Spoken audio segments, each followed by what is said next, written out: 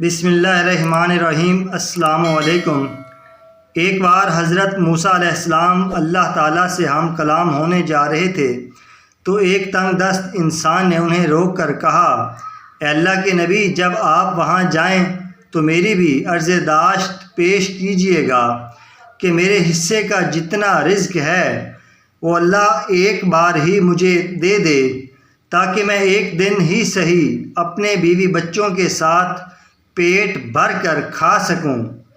آپ علیہ السلام نے جا کر حسب وعدہ وہی عرض داشت پیش کی تو جواب آیا، اے موسیٰ علیہ السلام، اس بندے کا رزق صرف ایک بوری اناج کے برابر ہے، اس لیے اسے تنگ دستی کے ساتھ دیتا ہوں کہ ساری عمر اسے رزق ملتا رہے۔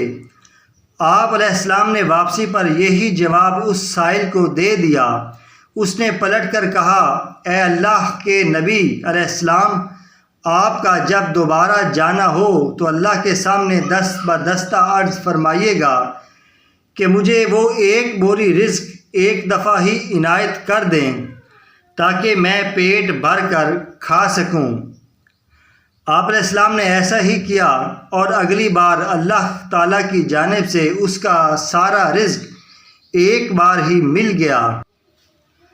پھر آپ علیہ السلام کچھ عرصے بعد وہاں سے گزرے تو دیکھا وہ شخص بہت اچھے حال میں تھا اور اس کے گھر کے آگے دیگیں چڑھی ہوئی تھیں۔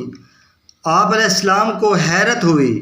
آپ علیہ السلام نے جا کر عرض کی، اے باری تعالیٰ، آپ کا کہا پتھر پر لکیر ہے، مگر میں اتنے عرصے بعد گزرا ہوں مگر اس کا رزق تو ابھی تک جاری ہے، بلکہ بہت اچھے طریقے سے اسے مل رہا ہے۔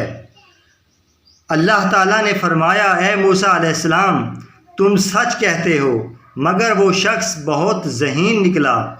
اس نے دیے گئے رزق سے خود بھی کھایا اور گھر والوں کو بھی پیٹ بھر کر کھلایا، مگر جو رزق باقی بچا وہ اس نے میری راہ میں خیرات کر دیا، اور یہ میں نے ہی وعدہ کیا ہے، کوئی میری راہ میں ایک حصہ خرچ کرے تو میں اسے 70 حصے واپس کر کے دیتا ہوں۔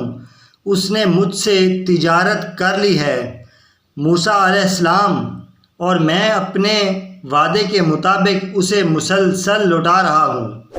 جزاک اللہ۔